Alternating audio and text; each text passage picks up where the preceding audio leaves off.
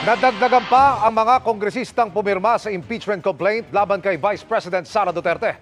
Sa gitna ng mga pahayag ng bise, hindi nagustuhan ng ilan ng umunoy pangmamaliit niya sa impeachment process. Nakatutok si Tina Panganiban Perez. God save the Philippines. Sinagot ng mga kongresistang nagsulong ng impeachment ni Vice President Sara Duterte ang kanyang mga sinabi sa press conference kaninang umaga. Mangilabot naman si VP Sara sa pagsasabi ng God Save the Philippines. Wala siyang karapatang magsabi at mag-invoke ng God Save the Philippines dahil sa madaming pagkakataon, she failed to save the Philippines kung kailangan as leader of the country. Sabi ni Gabriela Representative Arlene Brosas, dapat daw isalba ang bansa mula sa mga opisyal ng gobyerno na tinuturing na personal ATM nila ang pera ng taong bayan. Sabi naman ni Kabataan Representative Raul Manuel, ayaw nila sa mga opisyal na walang pakialam sa katiwalian at ang taong bayan daw ang magsasalba sa bansa sa mga tiwaling opisyal gaya raw ng bise. Hindi rin nila nagustuhan ang tila pagpamaliit ng bise sa impeachment process at paghahambing dito sa magkasintahang naghiwalay.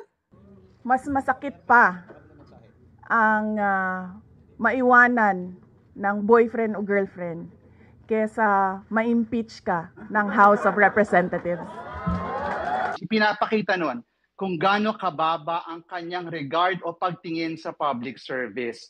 Kung gaano hindi niya pinapahalagahan ang mandato ng taong bayan at yung ating mga democratic processes. Gusto kong sabihin kay VP Sara, hindi ito usapin ng jowaan. Usapin ito ng public accountability at pananagutan. Sabi pa ni Representative Franz Castro, seryosong isyu ang impeachment dahil layo nitong papanagutin ang mga nagwawaldas ng pera ng taong bayan.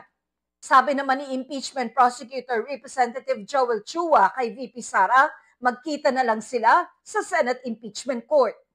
215 na kongresista ang nakalagda sa impeachment complaint na natransmit sa Senado noong isang araw. Pero may mga nagdagdag ng kanilang pirma. 25 kongresista ang humabol na pumirma sa 4th impeachment complaint. Ayon kay House Secretary General Reginald Velasco, nasa kanilang distrito o sa ibang bansa ang mga ito na magpirmahan ng mga kongresista noong Miyerkules. Sakaling tanggapin ng Senado ang mga dagdag na pirma, aabot ng 240 ang mga endorser ng 4th impeachment complaint. Para sa GMA Integrated News, Tina Panganiban Perez, nakatutok 24 oras.